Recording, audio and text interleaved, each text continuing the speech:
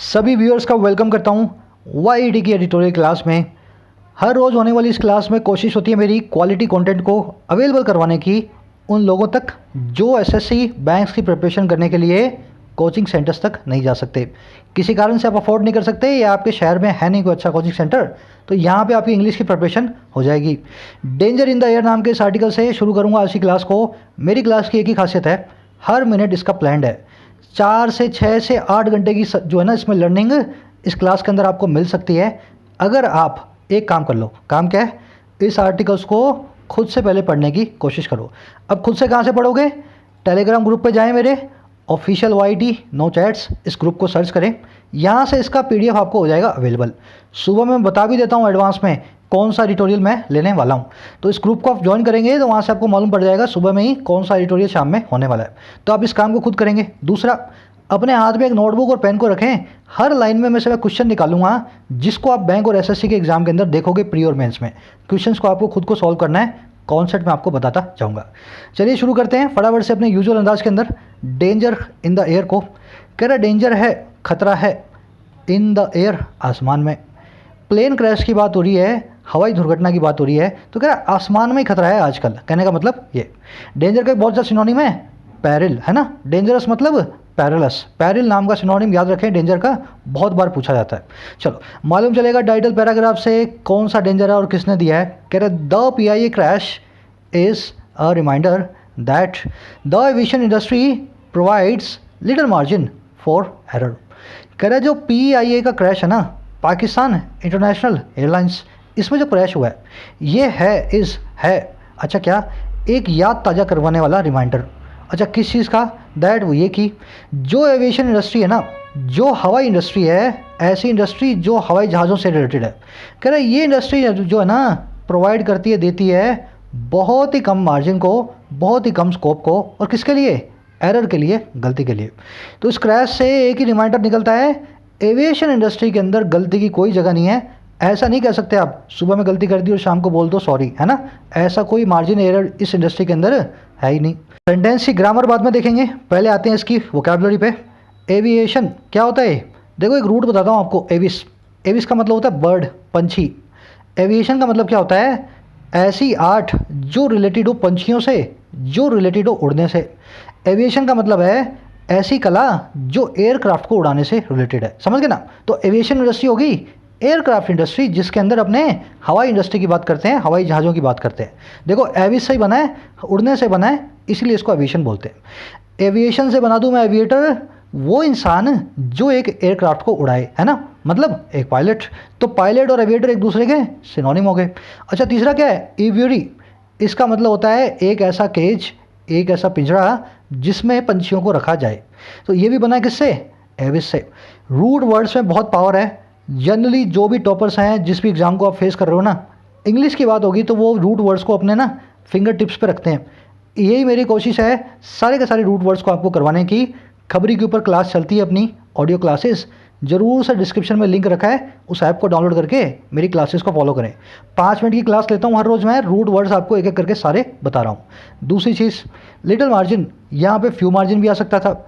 आप में से ज़्यादातर लोग लिटिल, अ लिटिल, फ्यू और अ फ्यू के बीच का फ़र्क जानते हैं। मैं आज उस कॉन्सेप्ट को रिवाइज नहीं करवाऊंगा। आप जानते हैं तो आज कुछ अच्छे लेवल के क्वेश्चन करते हैं इसके ऊपर। 4 क्वेश्चन हैं आपके सामने। करना क्या आपको? स्क्रीन को करो फ्रीज। सबसे पहले आप जो इन चारों में से मुझे चूज़ करके बताओगे लिटिल, अ लिटिल, फ्यू और अ फ्यू में से क्या आएगा। इससे होगा क्या, जिनको आता है उनका रिवाइज हो जाएगा, और जिनको नहीं आता ना उनको कॉन्सेप्ट में एक बार फिर से बता दूंगा। स्क्रीन को फ्रीज करें, ढीठ मत बने, फटाफट से ना चारों क्वेश्चंस को खुद सॉल्व करके बताएं, फिर मैं आपको बताता हूँ। चलो कॉन्सेप्ट बता देता हूँ पहले मैं आपको, फिर क्वेश्चन को सॉल्व करेंगे। कॉन्सेप्ट ये कहता है मेरे भाई, लिटिल और अ लिटिल और द लिटिल ये आएंगे अनकाउंटेबल के लिए। फ्यू, अ फ्यू और द फ्यू ये आएंगे काउंटेबल के लिए। फिर सुन लो, लिटिल सबके सब अनकाउंटेबल, फ्यू सबके सब काउंटेबल। लिटिल का मतलब है ना के बराबर, अ लिटिल के मतलब थोड़ा सा, ना के बराबर नहीं थोड़ा सा। ये हो गया पॉजिटिव, ये हो गया नेगेटिव। द लिटिल का मतलब होता है जितना भी था थोड़ा सा वो। अब फ्यू में भी यही करना है आपको। फ्यू मतलब ना के बराबर, अ फ्यू मतलब थोड़ा सा, द फ्यू मतलब जो जितना था उतना का उतना। देखो इसको समझाने के लिए अब इन क्वेश्चंस को सॉल्व करेंगे तो वहाँ से आपको समझ में आ जाएगा। काउंटेबल और अनकाउंटेबल आप समझते हो, जिस चीज़ को मैं काउंट ना कर पाऊँ वो अनकाउंटेबल है। जैसे बहादुरी, जैसे पानी, जैसे मिल्क। जिसको काउंट कर पाऊँ वो काउंटेबल है। जैसे एप्पल, जैसे टेबल, जैसे आदमी। समझ गए ना? तो इन दोनों के ऊपर एक कॉन्सेप्ट अपने को लगाना है। She spoke dash Spanish so we were able to negotiate better. वो स्पेनिश बोलती थी थोड़ी बहुत, इसलिए हम एबल हो गए निगोशिएट करने के लिए और अच्छे से। हमने अच्छे से मोल भाव किया क्योंकि उसको स्पेनिश थोड़ी बहुत आती थी, है ना? उसने हेल्प कर दी हमारी। अब क्या करना है? स्पेनिश के बारे में बताना है। थोड़ी सी स्पेनिश वो जानती थी। समझ गए ना? अगर स्पेनिश काउंटेबल है तो यहाँ लग जाएगा फ्यू या अ फ्यू में से, और काउंटेबल नहीं है तो लिटल या लिटल में से। क्या स्पेनिश को आप गिन सकते हो? इसको 15 स्पेनिश आती है और मुझे 20 स्पेनिश आती है, ऐसा हो सकता है? अगर गिन नहीं सकते हो ना तो इसके आगे क्या लगेगा? लिटल लगेगा। She spoke little Spanish. अब ध्यान देना इसमें, उसने थोड़ी सी स्पेनिश जानती थी वो, इस वजह से हम नेगोशिएट कर पाए बड़े अच्छे से। बात यहाँ पे पॉजिटिव चीज़ की हो रही है। थोड़ी बहुत वो जानती थी, है ना के बराबर नहीं जानती थी वो, थोड़ी बहुत जानती थी, इस वजह से हमें फ़ायदा हुआ। पॉजिटिविटी की बात हो रही है तो हम क्या करेंगे? अ लिटल का यहाँ पे यूज़ करेंगे। She spoke a little Spanish. तो खाली फ्यू, अ फ्यू और लिटल, अ लिटल है ना, इनको नहीं पहचानना, आपको ये भी पहचानना लिटल और अ लिटल कब लगेगा, किस कंडीशन में लगेगा। चलो, there are dash days left to complete the report. Report को कंप्लीट करने के लिए डैश डेज बचे हैं। अब बताओ, दिन को गिन सकते हो? बिल्कुल गिन सकते हैं। 1 दिन, 2 दिन, 5 दिन, 50 दिन। तो यहाँ लगेगा तो या तो लगेगा फ्यू या अ फ्यू। अब बताओ, फ्यू लगाऊँ या अ फ्यू लगाऊँ? मान लो अ फ्यू लगा दूँ, इसका मतलब क्या होगा? मान लो अ फ्यू लगा दिया, इसका मतलब ये है थोड़े से दिन बचे हैं। पॉजिटिवली बात बोल रहा हूँ मैं। अच्छा, मान लो अ फ्यू की जगह मैं फ्यू लगा दूँ, इसका मतलब क्या बनेगा? ना के बराबर दिन बचे हैं कंप्लीट करने के लिए रिपोर्ट को। इन दोनों में कोई फ़र्क नहीं है। मान लो 5 दिन बचे हैं, एक आदमी कह रहा है थोड़े दिन बचे हैं, दूसरा कह रहा है ना के बराबर बचे हैं, 5 ही बचे हैं। तो दिन तो उतना ही है। आपका नज़रिया क्या है? अगर आप नेगेटिवली बात कर रहे हो तो फ्यू लगा दो, अगर आप पॉजिटिवली बात कर रहे हो तो अ फ्यू लगा दो। जिसको टेंशन नहीं है वो कहेगा 5 दिन बचे हैं अभी तो, a few days are left. जिसको बहुत टेंशन है रिपोर्ट कंप्लीट करने की, वो क्या कहेगा? यार ना के बराबर बचे हैं, 5 ही दिन बचे हैं टू कंप्लीट द रिपोर्ट। समझ गए ना? दिन उतना ही है, बात है सारी आपके नज़रिए की। Look there are dash mice on the carpet. देखो वहाँ पे कुछ माइस हैं कारपेट के ऊपर। वहाँ पे क्या है? कुछ माइस है।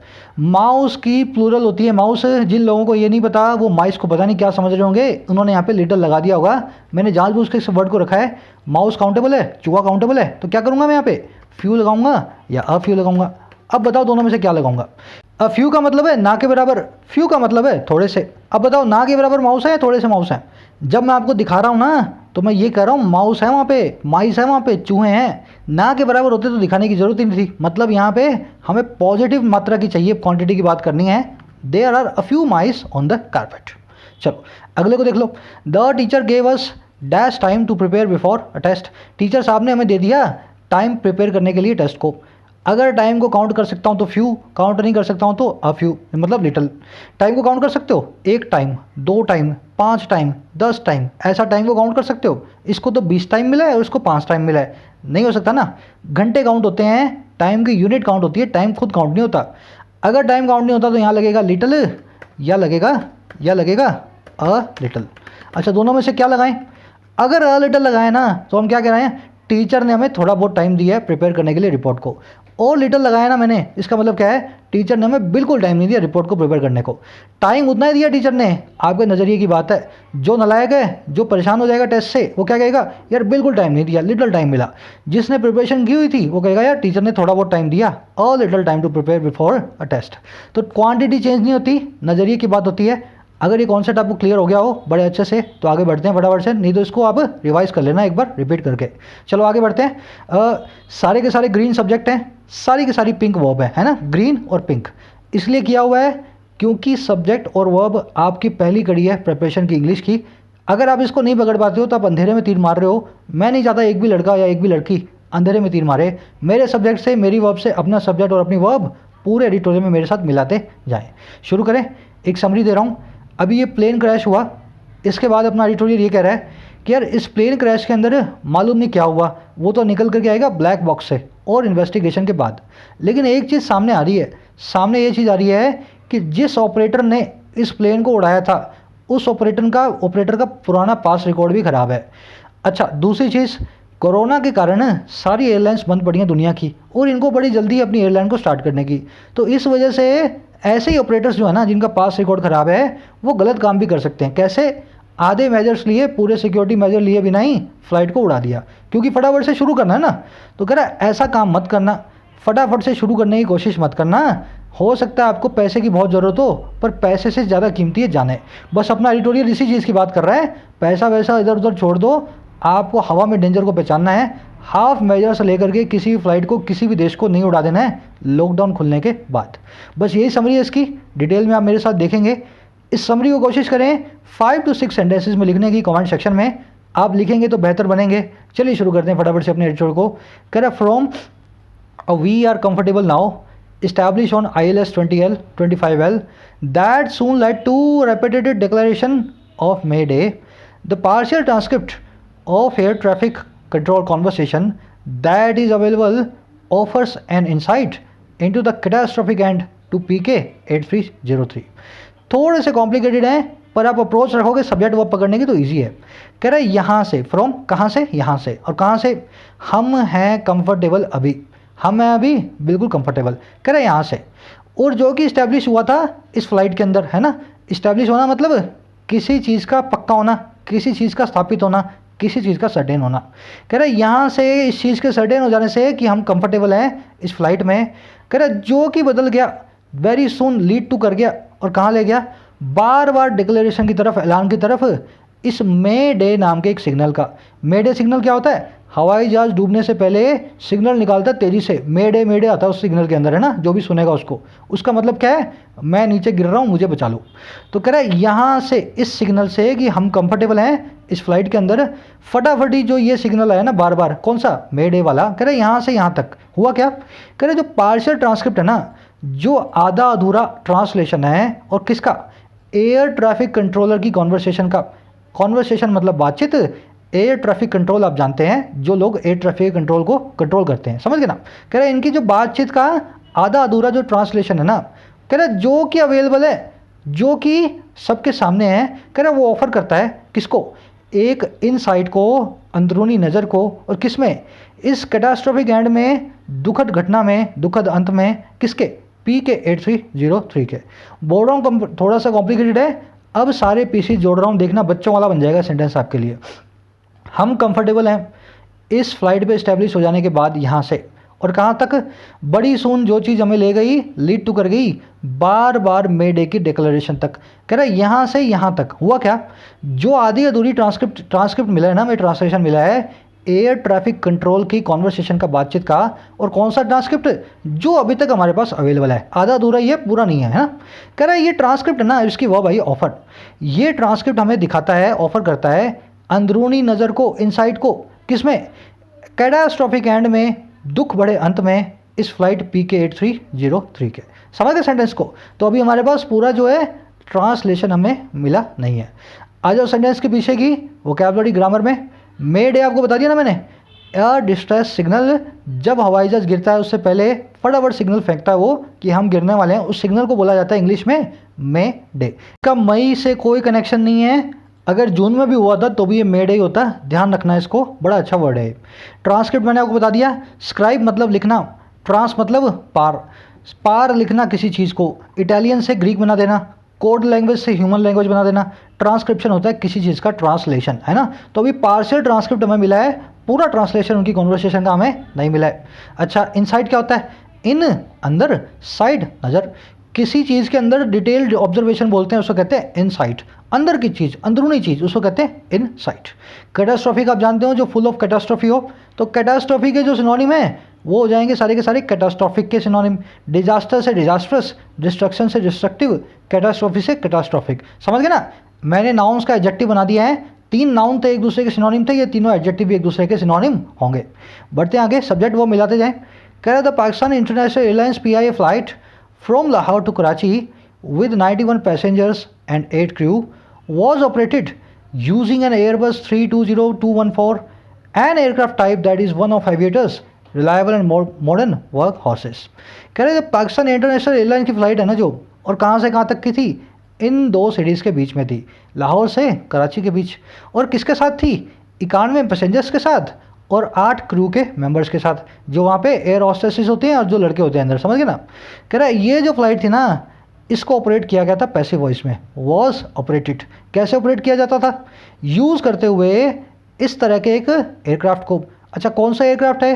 कह रहा है एक ऐसा एयरक्राफ्ट टाइप है जो कि एविएशन का सबसे रिलायबल और सबसे मॉडर्न वर्क हॉर्सेस में से एक है। समझ गए ना? इस इंडस्ट्री के सबसे ज़्यादा भरोसेमंद और सबसे ज़्यादा आधुनिक वर्क हॉर्सेस में से एक है। वर्क हॉर्स का मतलब क्या है? ऐसा घोड़ा जो वर्क में काम आए, ऐसा अप्लायंस, ऐसा डिवाइस, ऐसी मशीन जो आपके काम में काम आए, है ना। तो वर्क हॉर्स का मतलब यहाँ पे एयरक्राफ्ट से है जो एविएशन इंडस्ट्री के काम आता है। समझ गए सेंटेंस को? तो इस तरह से इसको किया गया था ऑपरेट। सेंटेंस के अंदर आएंगे ग्रामर में फटाफट। क्रू एक वन वर्ड है। Girls and boys working together on board a flight और अ शिप। अगर कुछ लड़के लड़कियाँ, कुछ मैन एंड वीमेन जो कि किसी शिप के ऊपर, किसी फ्लाइट के ऊपर आपको सर्विसेज देने के लिए जाते हैं ना, एयर हॉस्टेसेस, उनको क्या बोलते हैं? सबको क्रू बोलते हैं। क्रू एक ऐसा नाउन है, देखने में लगता है आपको सिंगुलर है पर एक्चुअल में होता है प्लूरल। 8 क्रू, है ना। क्रू का आगे आप क्रू मेंबर्स भी लिख सकते थे, ठीक है ना। तो ये सिंगुलर नहीं है, प्लूरल है, इसको प्लूरल की तरह आपको यूज़ करना होता है। अब एक कॉन्सेप्ट है, कई दिन पहले मैंने आपको करवाया था, देखते हैं कितने लोगों को याद है। इन दोनों सेंटेंसेज में आप मुझे बताएंगे एरर। पहले आप अपनी कोशिश करो, फिर मैं आपको बताता हूँ। चलो, आपको मैंने बताया था ट्रू सब्जेक्ट पहचानना। मिनी मेरे बेस्ट फ्रेंड्स में से एक पॉप स्टार है। सेंटेंस में दिक्कत क्या है? मिनी मेरे बेस्ट फ्रेंड्स में से, बेस्ट तो गलत हो गया ना, गुड लिख देता हूँ मैं। गुड, बेस्ट तो एक ही होता है। मेरे अच्छे दोस्तों में से एक जो है ना मिनी, एक पॉप स्टार है वो, है ना।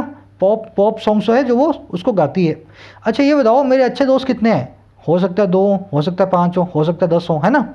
अगर मेरे अच्छे दोस्त एक से ज़्यादा हैं तो क्या यहाँ पे गुड फ्रेंड्स नहीं आना चाहिए था? बिल्कुल आना चाहिए था। अब सवाल किसी का ये हो, सर हो सकता है आपका अच्छा दोस्त एक ही हो, है ना। तो यहाँ लिखने की ज़रूरत है क्या? One of my good friend. अगर मेरा एक ही अच्छा दोस्त है, उसका नाम मिनी है, तो मैं क्या लिखूँगा? Mini my good friend is a pop star. बात ही खत्म होगी, है ना। सीधे सीधे अगर एक है तो मैं सीधे सीधे बता दूंगा। इस ऑफ प्रिपरेशन को लगा के बता रहा हूँ मैं, इसका काम यही होता है सिलेक्शन करना है ग्रुप में से। ऑफ प्रिपरेशन क्या बता रही है? मेरे अच्छे दोस्तों के ग्रुप में से एक है मिनी। समझ गए ना। अगर ऑफ प्रिपरेशन लग गई, उसके बाद जो सब्जेक्ट आएगा, सब्जेक्ट कैसा आएगा? हमेशा उसका जो ऑब्जेक्ट होगा, जो नाउन होगा, हमेशा प्लूरल होगा। तो Winnie one of my good friends is a pop star. चलो इसी कॉन्सेप्ट को आगे बढ़ाते हैं नेक्स्ट सेंटेंस के ऊपर। इतना तो आप समझ ही गए, वन ऑफ जो है अपने बाद हमेशा प्लूरल नाउन लेगा, क्योंकि ऑफ प्रिपोजिशन हमेशा सिलेक्शन का काम करती है। अगर आपके पास बहुत सारे होंगे तभी एक सिलेक्ट कर पाओगे उनमें से। तो मोमेंट नहीं यहाँ पे आएगा, मोमेंट्स। इतना तो आप समझ गए। अच्छा अब ये बताओ, इज आना चाहिए यहाँ पे आर आना चाहिए? मैं कह रहा हूँ मेरी कई सारी गुड मोमेंट्स में से एक मोमेंट है न्यूयॉर्क टूर। तो मोमेंट्स तो बहुत सारी है ना, तो आर आना चाहिए कि नहीं आना चाहिए? सोच के बताना ज़रा। चलो अब ध्यान देना, ये ज़रूर आपने प्लूरल कर दिया, पर ये वर्ब है ना, इस गुड मोमेंट्स के नहीं है। वर्ब तो है हमारे वन की। वन है तो वर्ब आएगी हमेशा सिंगुलर, हम इसको प्लूरल नहीं कर सकते।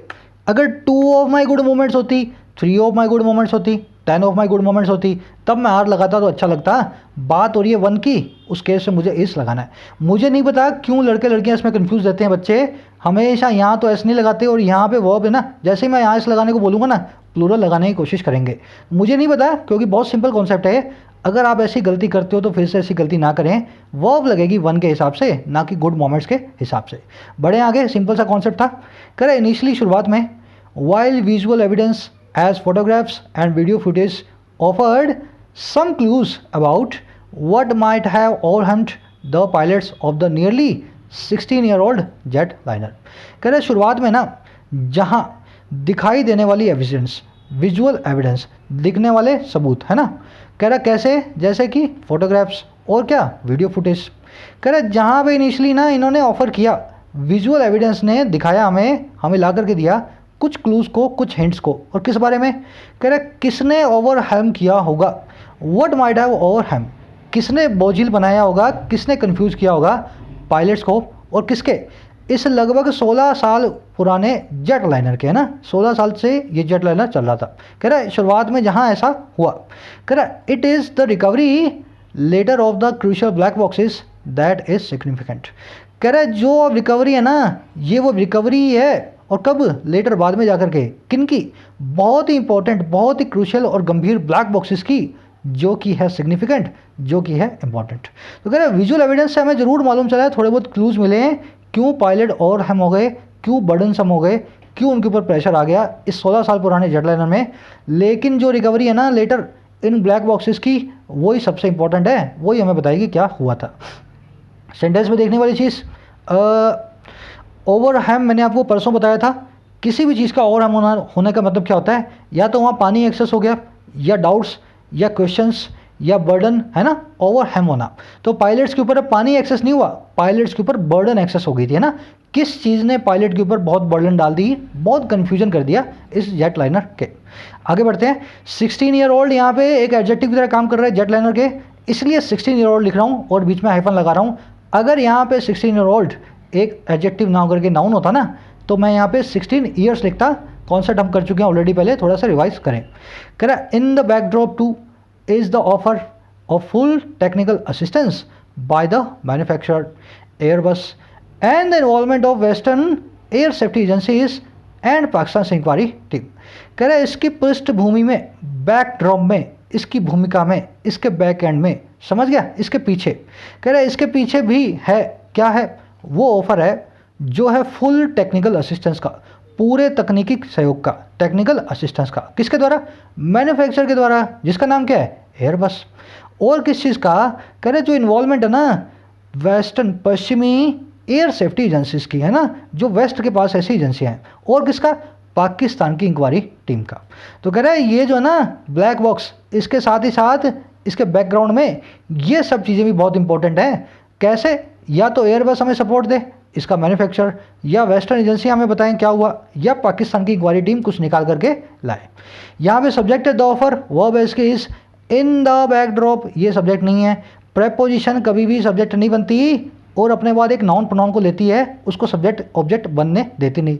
तो इन प्रेपोजिशन है, द बैकड्रॉप इसका ऑब्जेक्ट है। तो मुझे यहाँ से पता लगा ये सेंटेंस इन्वर्टेड है, सब्जेक्ट की हेल्पिंग वर्ब या मेन वर्ब पहले आ रही है इसके सब्जेक्ट से पहले सेंटेंस की, ठीक है ना। तो ऐसे मुझे पता लगा सब्जेक्ट ये नहीं है, सब्जेक्ट एक्चुअल में द ऑफर है। कह रहा these factors will aid investigators in getting a handle on the series of events. कह रहे यही सब कारक हैं, फैक्टर्स हैं, रीजंस हैं जो ऐड करेंगे, फ्यूचर के अंदर हेल्प करेंगे इन्वेस्टिगेटर्स को हैंडल को गेट करने में, इस चीज़ पे पकड़ पाने में। और किस चीज़ पे? सीरीज ऑफ इवेंट्स पे, जो इवेंट्स हुए हैं, जो घटनाएं हुए हैं उनकी पूरी सीरीज पे। पहले क्या हुआ, उसके बाद क्या हुआ, उसके बाद क्या हुआ, है ना, सीरीज ऑफ इवेंट्स के ऊपर। सेंटेंस पे देखने वाली चीज़, गेट अ हैंडल ऑन, इसी इडियम को लिखा जाता है दूसरे तरीके से, टू गेट होल्ड ऑफ। इसी को लिखने का और अंदाजा है, to get a firm grip on. तीनों का मतलब क्या है आप समझ गए होंगे, किसी चीज़ पे पकड़ पाना, किसी चीज़ को अपने बस में कर लेना। तो कह रहा है यही चीज़ है जो कि फैक्टर्स हैं, हेल्प करेंगे इन्वेस्टिगेटर्स को पकड़ पाने में जो सीरीज ऑफ इवेंट्स थी उनके ऊपर। सीरीज एक ऐसा नाउन है, सिंगुलर हो प्लूरल हो सीरीज ही रहता है। 10 सीरीज भी सीरीज है। अब 10 वेबसाइट्स की टेस्ट सीरीज ले लो, है ना, अड्डा की ले लो, टेक्स्ट बुक की ले लो, उसकी प्रैक्टिस मॉक की ले लो, ऑली बोर्ड की ले लो। अब आप बोल दो मेरे पास 10 टेस्ट सीरीज है, तो वो गलत हो जाएगा। सीरीज तो सीरीज है, चाहे आपके पास एक है चाहे आपके पास 10 है। ऐसे बहुत सारे वर्ड्स हैं, मैंने आपको नॉन वीडियो में बताए थे, एक बार रिवाइज करने की कोशिश करें साथ में मेरे। चलो, कह रहा May 22 the day of accident, there are 2 survivors, also mark the 10th anniversary of another air disaster. कह रहा May 22 है ना, May 22 है ना, जो कि इस एक्सीडेंट का दिन था। अब इस बीच वाले को मैं छोड़ रहा हूँ, एक बार बाद में बताऊंगा क्यों छोड़ा, एक बार छोड़ दो। कह रहा May 22 का दिन जो कि एक्सीडेंट का भी दिन था, वो मार्क करता है, वो निशान बनता है 10वीं एनिवर्सरी का, सालगिरह का। किसकी? एक दूसरे एयर डिजास्टर की, एक दूसरी हवाई दुर्घटना की। अब कौन सी थी वो? Crash of IX 812 an air India express flight on Dubai Mangaluru sector. इस फ्लाइट का जिसका नाम था ये, और इस रूट पे जो फ्लाइट जो है एक्सप्रेस फ्लाइट उड़ रही थी। तो कह रहा May 22 है ना, पूरे 10 साल हो गए हैं। इसी दिन शायद 10 साल पहले दूसरा एक जो है ना फ्लाइट एक्सीडेंट हुआ था, एक एयर एक्सीडेंट हुआ था। सेंटेंस में देखने वाली चीज़, अब देखो इस बीच वाले सेंटेंस को, देयर आर 2 सर्वाइवर्स। अब इसमें इसको मैंने अलग क्यों रखा, पहले ध्यान से देखना। इसके बाद भी हाइफन है, इसके पहले भी हाइफन है, ये डैश देख रहे हो ना। इसका मतलब क्या होता है, बीच में एक हमने एडिशनल इन्फॉर्मेशन दी है जिसको मुझे देने की ज़रूरत नहीं है, नए लड़कों को कंफ्यूज करने के लिए दी है मैंने, है ना, समझ गए ना, इसलिए मैंने इसको अलग कर दिया था। अब इसको पढ़ो। कह रहा है ये वो दिन है जो सालगिरह है 10वीं, और कह रहा है इस एक्सीडेंट पे ना 2 सर्वाइवर्स हैं, सिर्फ 2 लोग उस 91 और 8 99 में से बचे हैं ना, तो 97 की हो गई डेथ। तो एडिशनल इन्फॉर्मेशन थी, आप कंफ्यूज हो जाओगे सर्वाइवर्स ने मार्क किया या मे 22 ने मार्क किया। इसका सबसे अच्छा इलाज ये है इस एडिशनल इन्फॉर्मेशन को हाइफन से हाइफन के बीच की सबसे लास्ट में पढ़ा जाए जब तक आप इसमें माहिर ना हो जाएं। देयर कभी भी सेंटेंस का सब्जेक्ट नहीं होता, जब जब देयर से सेंटेंस शुरू हो रहा है वो एडवर्ब से शुरू हो रहा है, सेंटेंस इन्वर्टेड है, वर्ब के जस्ट बाद सीधे सीधे जो है ना सब्जेक्ट आपका आया हुआ है।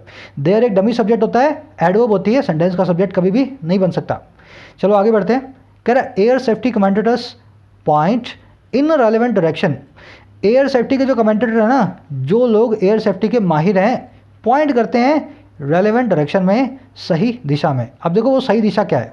कह रहे दो authorities in Pakistan and PIA and established flag carrier have detailed the plane's technical, flight and maintenance history.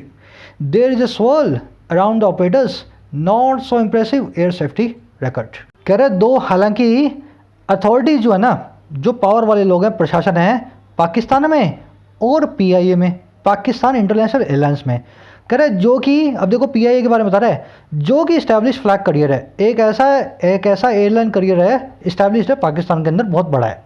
कह रहा है हालांकि इन लोगों ने हैव डिटेल कर दिया, इन्होंने डिटेल करना मतलब डिटेल में किसी चीज़ को बता देना। और किसको बता दिया है?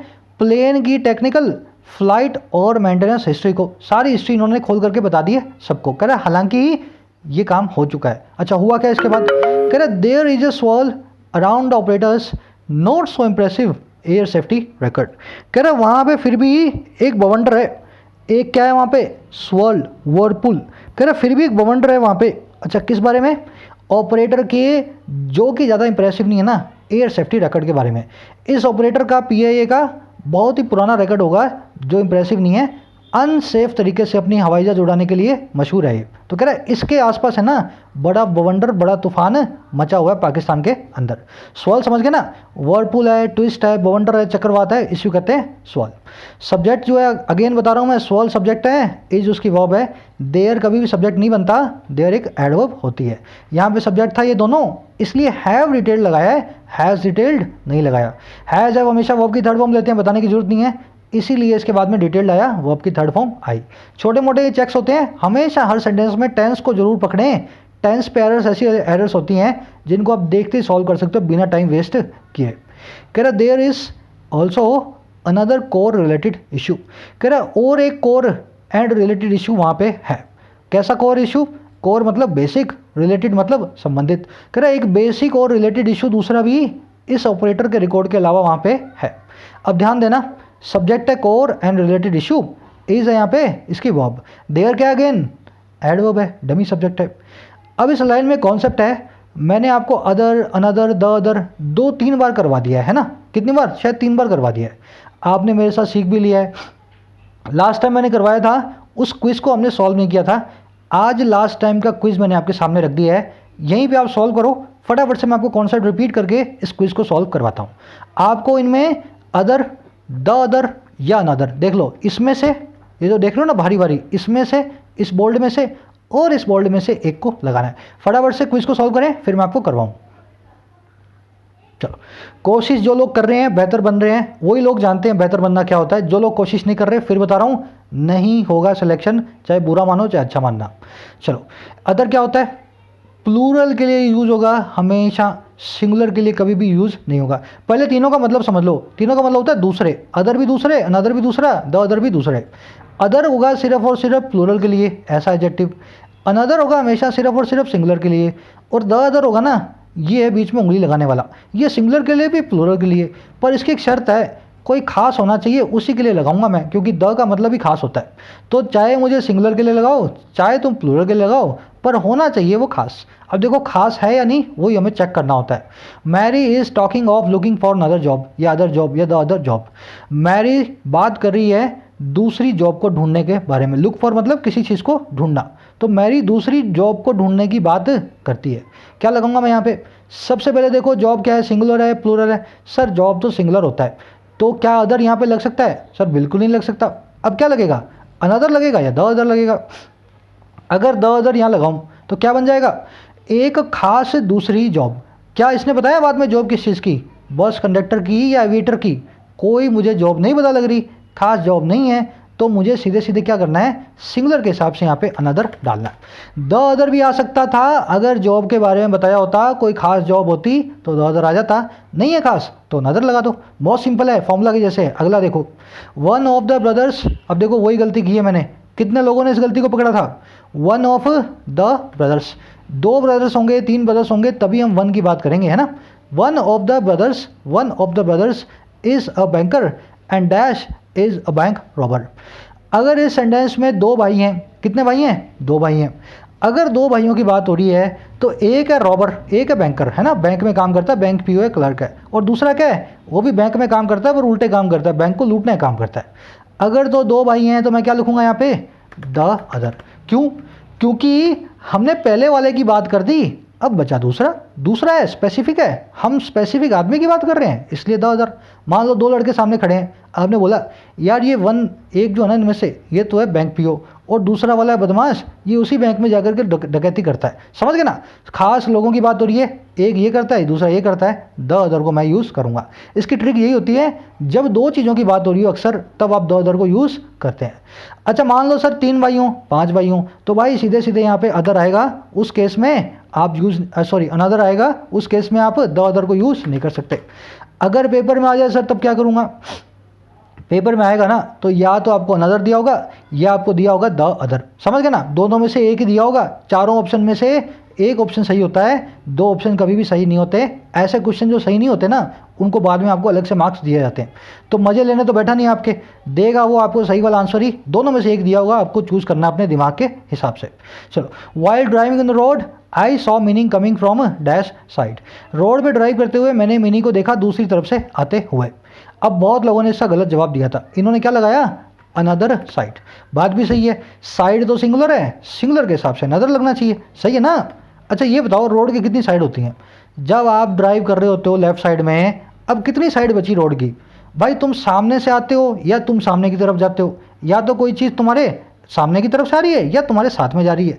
अगर दो ही साइड होती हैं रोड की तो अनदर का कुछ काम है यहाँ पे, नहीं है काम, द अदर साइड। समझो इस चीज़ को, रोड है, एक साइड पे तुम जा रहे हो, दूसरी साइड से मेरी आ रही है, खास साइड की बात हो रही है ना, तो बात हो रही है द अदर की, ना कि अनदर की। अगला देख लो, Mini was not with husband but with dash man, Mini अपने हस्बैंड के साथ नहीं थी, किसी दूसरे आदमी के साथ थी, किसी दूसरे आदमी के साथ थी तो सिंगुलर है, यहाँ लगना चाहिए अनदर या द अदर में से एक। उस आदमी का नाम तो यहाँ लिखा नहीं, उस आदमी का पेशा भी नहीं लिखा, उस आदमी का मिनी से रिलेशन भी नहीं लिखा, तो हम यहाँ पे किसी स्पेसिफिक की बात नहीं कर रहे, हम करें अनदर मैन, समझ गए ना। लास्ट देख लो, some of the students of class, अब ध्यान देना इसमें बहुत अच्छा कॉन्सेप्ट है, some students of the class had done their homework while dash students did not, कुछ स्टूडेंट्स ने अपना होमवर्क किया था जबकि दूसरों ने नहीं किया।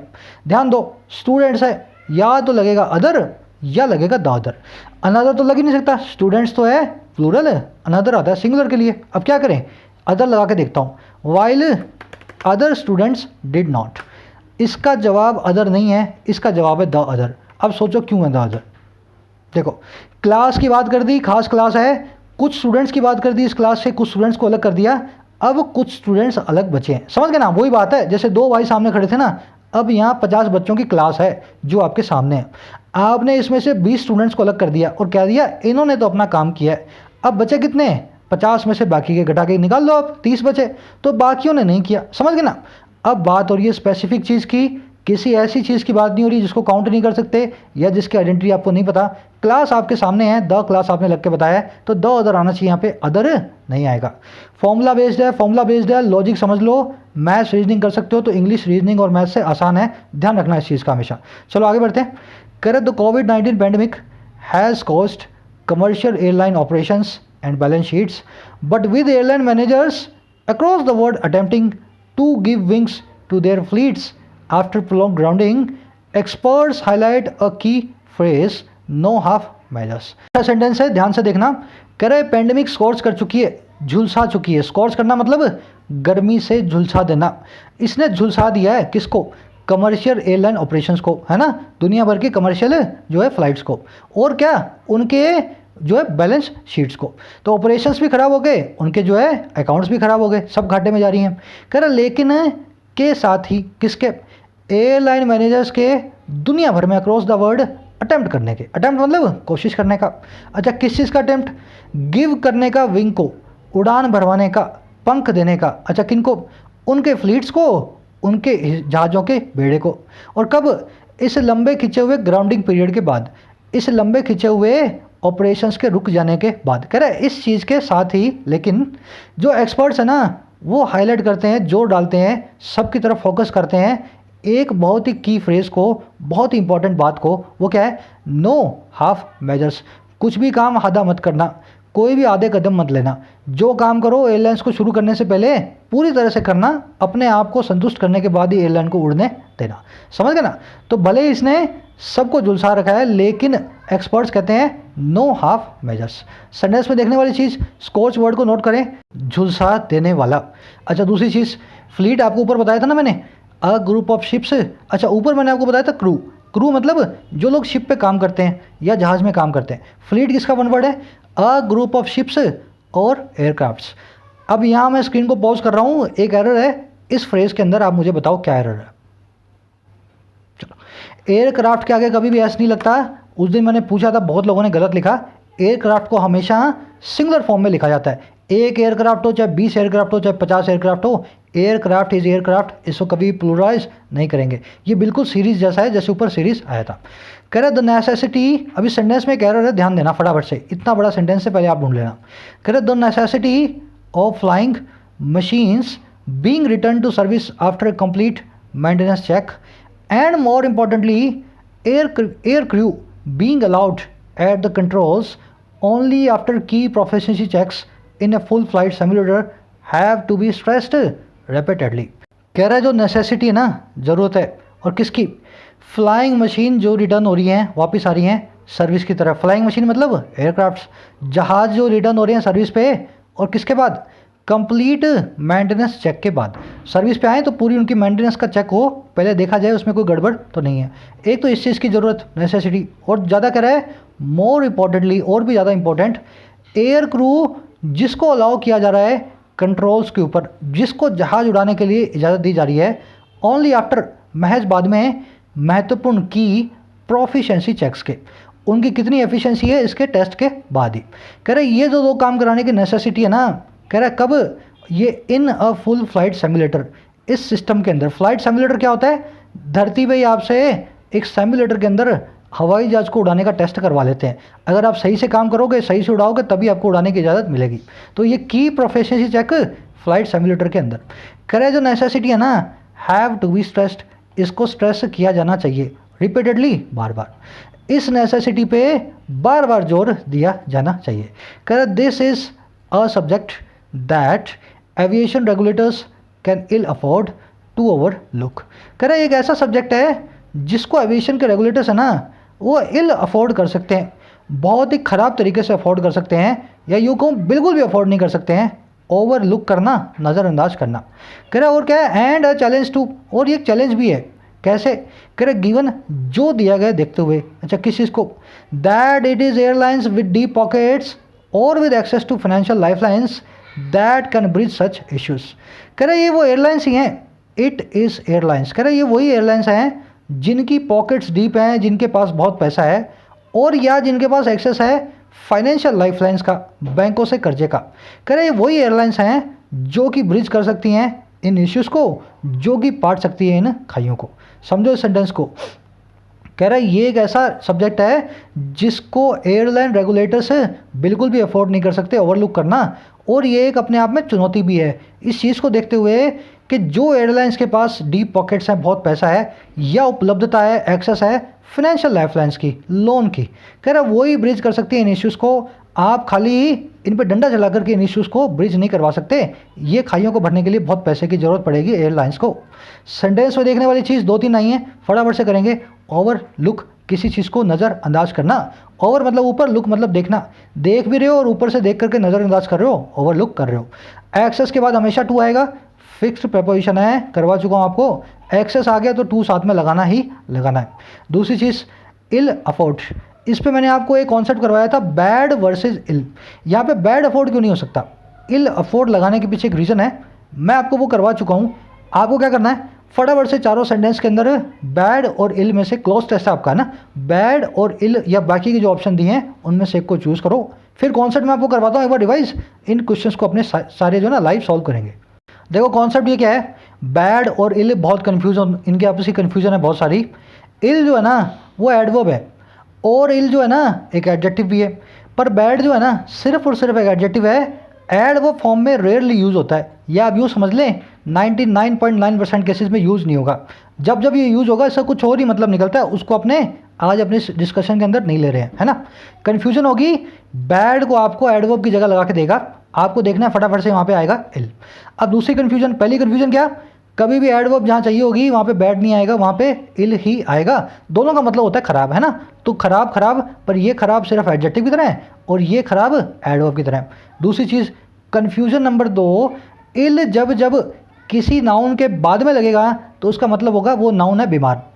इल मैन, अगर इल मैन लगाया ना, इल नाउन से पहले लगाया ना, तो इल मैन का मतलब बीमार मैन नहीं है, इल मैन का मतलब है खराब man. The man is ill, है ना, मैन के बाद में इल आ गया तो मैन है मतलब बीमार। तो प्रेडिकेटिव जो इसकी पोजीशन है वो बताती है किसको, बीमार को। एट्रीब्यूटिव पोजीशन नाउन से पहले की बताती है खराब को। तो कन्फ्यूजन है दोनों कन्फ्यूजन को फटाफट से अपने सॉल्व करते हैं चारों क्वेश्चंस के जरिए।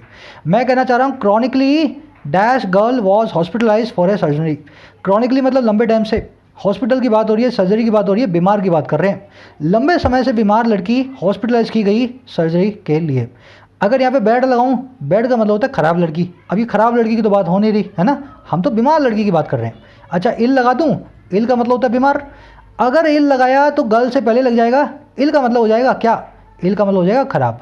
इल जो है नाउन से पहले आकर के खराब होने की बात करता है, बीमार होने की बात नहीं करता। अब इस केस के अंदर लगना तो इल से पहले, गर्ल से पहले ही कुछ है। इस केस में ना बैड लगेगा ना इल लगेगा, हम लगाएंगे ailing. Chronically ailing girl was hospitalise for a surgery. लंबे समय से एल होने वाली लड़की, उसको हॉस्पिटलाइज किया गया सर्जरी के अंदर। अगर क्रॉनिकली नहीं होता तो हम सिक भी लगा सकते थे। सिक का मतलब होता है आज बीमार हैं, हो सकता है लंबे समय से बीमार ना हो। चलो अगले बढ़ते हैं। They have been chronically bad या इल, वो लंबे समय से या तो खराब रहे हैं या इल रहे हैं, बीमार रहे हैं। अब देखो इल जो है ना दे के लिए आया है, दे के बाद में लगेगा इस ब्लैंक के अंदर, जैसे ही दे के बाद में लगेगा इसका मतलब हो जाएगा बीमार। तो यहाँ पे मुझे क्या बताना है, बीमार की बात करनी है, इल लगाना है। इल का मतलब जब नाउन या प्रोनाउन के बाद में आएगा तो मतलब होगा बीमार। तो दे हैव बिन क्रॉनिकली इल, बड़े लंबे समय से वो बीमार रहे हैं। The whole scheme failed owing to, a या एन दोनों में से कुछ भी आ सकता है, बैड प्रिपेयर्ड प्लान। अब देखो प्रिपेयर्ड प्लान है, हम बात कर रहे हैं खराब जो प्लान की, खराब तरीके से प्रिपेयर किए हुए प्लान की। इल और बैड दोनों का मतलब होता है खराब, लेकिन यहाँ पे जो लगेगा वो लगेगा प्रिपेयर्ड नाम के एडजेक्टिव के लिए, है ना। प्रिपेयर्ड प्लान, खराब तरीके से प्रिपेयर किया हुआ प्लान। जो भी चीज़ वर्ब के लिए लगती है या एडजेक्टिव के लिए लगती है वो होती है एडवर्ब। बैड को एज ए एडवर्ब यूज़ करते नहीं है, तो हम क्या करेंगे, यहाँ पे लगा देंगे इल। समझ गए ना, इल प्रिपेयर्ड प्लान, इसलिए बैड प्रिपेयर्ड प्लान नहीं हो सकता। अगला देख लो, the apparently ill bad sick या ailing couple had not nowhere to go. दो एरर्स हैं इसके अंदर। पहली एरर क्या, लंबे समय से बीमार है कपल, कपल से पहले लगना है। अगर पहले लगना है ना इल आएगा ना बैड आएगा, दोनों का मतलब हो जाएगा खराब। खराब कपल नहीं है, बीमार कपल है। अब आएगा सिक या एलिंग, मैंने आपको बताया सिक तब आएगा जब छोटे टाइम के लिए बीमार हो। पेरेंटली का मतलब होता है लंबे वक्त से, क्रॉनिकली पेरेंटली मतलब बात हो रही है यहाँ पे एलिंग की, तो मुझे यहाँ पे चूज़ करना है एलिंग को। यही क्वेश्चन यहाँ पे क्लोज टेस्ट में आएंगे ना, अगर आप आज प्रिपेयर्ड उनको करने के लिए, वहाँ आपको बच्चों के खेल लगेगा इन क्वेश्चंस को करना। और ये ऐसे क्वेश्चंस हैं जो लोग प्रिपेयर नहीं करके बैठे हैं ना, सारी उम्र नहीं कर सकते इन क्वेश्चंस को सही, क्योंकि कॉन्सेप्ट सीख ही नहीं पा रहे हैं, है ना। कॉन्सेप्ट सिखा रहा हूँ, वहीं पे नोट डाउन करें इन कॉन्सेप्ट्स को। दूसरी गलती ये है, had not nowhere to go. Nowhere भी आ गया, नोट भी आ गया। नो वेयर के अंदर ही खुद नोट होता है, दूसरा नोट नहीं लगेगा। Had nowhere to go. बड़े आगे फटाफट से, शायद वीडियो लंबी होगी, ज़्यादा कॉन्सेप्ट्स आ गए आज। कह रहे the tragedy in Pakistan has also spotlighted another long standing safety concern. कह रहे जो ट्रेजेडी है ना पाकिस्तान की, उसने स्पॉटलाइट किया है, उसने अंडरलाइन किया है, उसने जो है जोर दिया है एक दूसरी लॉन्ग लास्टिंग सेफ्टी कंसर्न पे। एक और कंसर्न है, बहुत दूसरा है जो लॉन्ग लास्टिंग है, बड़े लंबे समय से चलने वाला है। अब देखो कौन सा है। कह रहे the crippled jets fury and while on approach in a densely populated neighbourhood lining the airport highlights the danger of buildings and obstacles affecting airline operations and safety. कह रहे जो क्रिपल्ड जो ये अपाइज बना हुआ था टूट फूट गया था, क्रिपल हो गया था ना हवा में। कह रहा है ये जो क्रिपल था ना, और क्या इस जेट का फायरी एंड, क्रिपल था जेट और इसका फायरी एंड था, फायरी मतलब जलने वाला, इसका ऐसा अंत हुआ जिसमें इसमें लगी आग। तो कह रहे इस अपाइज जेट के फायरी एंड जो है ना, कब, जब ये ऑन अप्रोच में था, जब ये उड़ान भर रहा था, और कब, इन अ डेंसली पॉपुलेटेड नेबरहुड, एक ऐसे पड़ोस में जो डेंसली पॉपुलेटेड था, हज़ारों की बस्ती थी जहाँ पे। और कैसा नेबरहुड था, लाइन करने वाला था एयरपोर्ट को, एयरपोर्ट के किनारी किनारी था चारों तरफ। कह रहे ये जो एंड है ना, इसका जो खात्मा है, इसका जो ख़त्म होने का काम है, हाईलाइट करता है उस डेंजर को, किसका, जो है बिल्डिंग्स का, इमारतों का, और ऑब्स्टेकल्स का, रुकावटों का। और कौन सी ऑब्स्टेकल्स, अफेक्ट करने वाली, बुरा प्रभाव डालने वाली एयरलाइन के ऑपरेशंस पे और सेफ्टी पे, जो है हिफाजत पे। तो कह रहे इसके एंड ने एक चीज़ को और हाईलाइट किया है कि एयरपोर्ट के आसपास जो पॉपुलेटेड डेंस नेबरहुड होते हैं और बड़ी बिल्डिंग्स होती हैं, उससे एयरलाइंस के ऑपरेशंस और सेफ्टी को बहुत बड़ा डेंजर रहता है। समझ गए ना, सब्जेक्ट एंड वर्ब है इसकी हाइलाइट्स। आगे बढ़ते हैं। अफेक्ट वर्सेस इफेक्ट आप जानते हैं, इफेक्ट एक नाउन है, अफेक्ट एक वर्ब है। कह रहे in India the authorities concerned have often glossed over high court orders to demolish structures around aerodromes that violate stringent guidelines laid down by the International Civil Organization। लंबा sentence है, ध्यान से देखना। कह रहे हमारे देश में अथॉरिटीज़ जो है ना, कैसी, जो हैं कंसर्न्ड। इस पर एक सवाल है, बाद में देखेंगे। कह रहे हमारे देश में भी, इंडिया में भी अथॉरिटीज़ जो कंसर्न्ड हैं, अक्सर वो ग्लॉस ओवर करती हैं, अक्सर वो ओवरलुक कर देती हैं, अक्सर वो क्या करती हैं, डिसरिगार्ड या बाईपास कर देती हैं हाई कोर्ट के ऑर्डर्स को, जो कि ये गिरा देने का, स्ट्रक्चर्स को, इमारतों को एरोडोम्स के अराउंड, हवाई फील्ड के अराउंड, आसपास। कैसी इमारतें, दैट वायलेट, जो वायलेट करती हैं स्ट्रिंजेंट गाइडलाइंस को, कड़ी गाइडलाइंस को। और कौन सी गाइडलाइंस, जो कि लेट डाउन है, स्पेसिफाइड, एस्टेब्लिश्ड हैं इंटरनेशनल सिविल ऑर्गेनाइजेशन के द्वारा, सिविल एविएशन ऑर्गेनाइजेशन दुनिया भर की जो बना करके बैठी हैं। तो कह रहे ये इंडिया के अंदर अथॉरिटीज़ हैं, इस तरह से हाई कोर्ट के ऑर्डर्स को बाईपास करके इन इमारतों को आज भी तोड़ नहीं रही है। समझ गए ना, गाइडलाइंस वो हैं जिनको लेट डाउन किया गया था। सेंटेंस में देखने वाली चीज़, ग्लॉस ओवर, वही है ओवरलुक करना, किसी चीज़ के ऊपर से नज़रअंदाज कर देना, बाईपास कर देना, डिसरिगार्ड कर देना। दूसरी चीज़, एयरडोम मतलब हवाई अड्डा, एयरफील्ड को बोलते हैं एयरडोम। तीसरी चीज़, ये कंसर्न जो है ना, एक ऐसा एडजेक्टिव है, मैंने आपको थोड़े दिन पहले करवाया था, ये जब बिफोर नाउन आएगा इसका मतलब कुछ और है, जब आफ्टर नाउन आएगा तब इसका मतलब कुछ और है। जब ये बिफोर नाउन आएगा उसका मतलब होगा एंक्शियस, परेशान, कंसर्न्ड मैन मतलब परेशान आदमी। जब ये बाद में आएगा तब इसका मतलब होगा रिलेटेड, द मैन कंसर्न्ड मतलब वो आदमी जो कंसर्न्ड था, जो रिलेटेड था। समझ गए ना, पास्ट पार्टिसिपल फॉर्म है इसकी कंसर्न की, ये तब अपने आप अलग अलग तरीके से बिहेव करेगी जब ये नाउन से पहले आएगी और नाउन के बाद में आएगी। नाउन से पहले आएगी मतलब उस आदमी को बताएगी, उस औरत को बताएगी बहुत परेशान है। नाउन के बाद में आएगी उस आदमी औरत को बताएगी ये आदमी औरत रिलेटेड है हमारे काम से। अगर इतना समझ गए तो अपना दिमाग लगाना, कॉन्सेप्ट में सिर्फ रिपीट कर रहा हूँ। आज 3 क्वेश्चंस हैं, आपको कंसर्न की सही पोजीशन को पहचानना है। अगर सही है तो नो एरर है, अगर गलत पोजीशन है तो उस पोजीशन को आपको सही करना है, ठीक है ना। ये आज आपका होमवर्क। एक और होमवर्क दे रहा हूँ, मेरे को लगता है ज़्यादातर लोग इस क्वेश्चन को सही करेंगे। होमवर्क आपका ये है, ऐसे 4 नाउन्स मैं आपको और बताता हूँ, सॉरी एडजेक्टिव्स, जो इसी तरह से बिहेव करते हैं। आपको इन चारों के बारे में पढ़ना है आज, सर्टेन, पर्टिकुलर, लेट और प्रेजेंट। ये नाउन से पहले आते हैं, इनका कुछ और मतलब होता है, नाउन के बाद में आते हैं, इनका कुछ और मतलब होता है। आज आपका होमवर्क है, खुद से नेट से इन चारों को या डिक्शनरी से पढ़ने की कोशिश करो, कैसे काम ये करते हैं, ठीक है ना। पढ़ सको, बता सको तो कमेंट सेक्शन में बताना। चलो आगे बढ़ते हैं। कह रहा है airline crew do deserve a comfort margin and in an extreme event every chance at pulling off a sully as the word wished the PIA crew to have done। कह रहा एयरलाइन क्रू है ना, deserve करते हैं, वो पूरा लायक है, वो हक है उनको एक कंफर्ट के मार्जिन का। कह रहा और एक एक्सट्रीम इवेंट के अंदर, एक बहुत बड़े इवेंट के अंदर हर चांस को वो डिज़र्व करते हैं पुल ऑफ करने का, अचीव करने का, मैनेज करने का। एक सली को, एक जो है सली जो है इसके पीछे कहानी है, आप सली को ऐसा समझ ले मिरेकल, चमत्कार। हर चांस वो डिजर्व करते हैं मैनेज करने का एक चमत्कार को। कह रहा जैसा कि वर्ड ने विश किया था PIA के क्रू के लिए कि वो कर चुके होते इस काम को। अब ये पैसेंजर्स की बात नहीं कर रहा है, कह रहा है क्रू जो है ना, जो अपनी जान पे खेल करके सुबह शाम उड़ता है, डिजर्व करता है उनको कंफर्ट मार्जिन मिले, उनकी जान की हिफाजत हो, और हर एक्सट्रीम इवेंट के अंदर एक चमत्कार को, मिरेकल को वो पुल ऑफ कर पाएँ, मैनेज कर पाएँ। यही दुनिया विश कर चुकी है पीआई के क्रू से।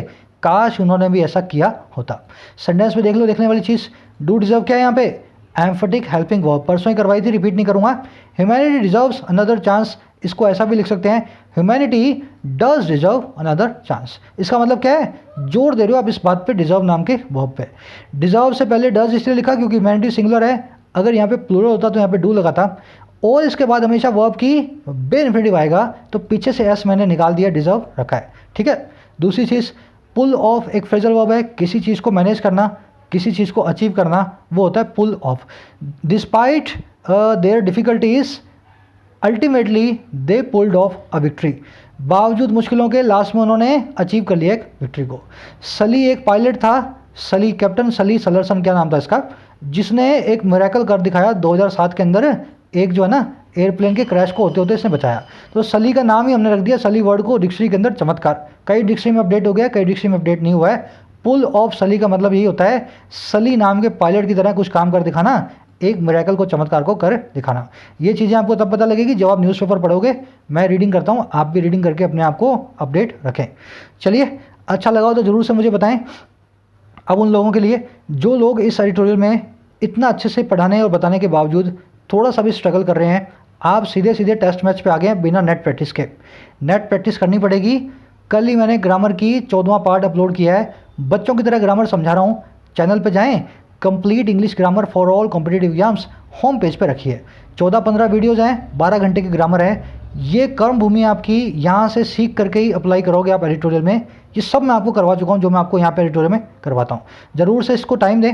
दूसरा, स्पेशल वीडियो अपलोड करूँगा आज मेंबर्स के लिए, कुछ कनेक्टर्स स्टार्टर्स के ऊपर, ज़रूर से चेकआउट करें। रात को 11 बजे आएगी फ्री होकर के। दूसरा, अगर आप मेंबर बनना चाहते हैं तो तभी मेंबर बने जब आपने 15-20 एडिटोरियल्स मेरे साथ किए हों और कंप्लीट ग्रामर एडिटोरियल्स जो है ना सीरीज़ को आपने पूरा किया हो। ये पढ़ने के बाद ही आप स्पेशल वीडियोस को समझ पाओगे। अच्छा कंटेंट देने की कोशिश करता हूँ, बेहतरीन, जो बुक्स में नहीं है। अगर आपने मेरे साथ ग्रामर सीखी है तभी आप समझ पाएंगे। तो कोशिश करें, पहले इस सीरीज़ को कंप्लीट करें, फिर जाकर के ज्वाइन बटन से अपना प्लान चूज़ करें। लवर्स के अंदर बता देता हूँ, 29 रुपीज़ पर मंथ है। इसमें मिलेंगी 4 वीडियोस, 4 से 5 वीडियोस, सारी वीडियोस नहीं है। वीआईपीस और एक्सक्लूसिव को सारी वीडियो मिलेगी, चाहे 6 आएँ, चाहे 8 आएँ, चाहे 10 आएँ, चाहे 5 आएँ, 7 आएँ, जितना मेरे को टाइम मिलता है। कभी लंबी वीडियो बनाता हूँ, कभी छोटी वीडियो बनाता हूँ। एक्सक्लूसिव्स को वीडियो तो मिलती हैं, साथ में पर्सनल व्हाट्सअप नंबर मिलता है मेरा। अपनी समरीज देख करके वो चेक करवा सकते हैं, राइटिंग की प्रैक्टिस कर सकते हैं, अपने एग्ज़ाम रिलेटेड डाउट्स को मेरे साथ क्लियर कर सकते हैं व्हाट्सअप के जरिए, है ना। तो एक्सक्लूसिव तभी ज्वाइन करें जब आपको मेरी गाइडेंस की ज़रूरत हो। फालतू में पैसे वेस्ट ना करें। वीआईपी में भी सारी वीडियोस अवेलेबल हैं। चलो, इजाज़त दें मुझे आज के लिए। ज़रूर से इस वीडियो को शेयर करें और लाइक करना ना भूलें। आपके लाइक से मालूम चलता है वीडियो की स्टैंडिंग यूट्यूब पे। Signing out.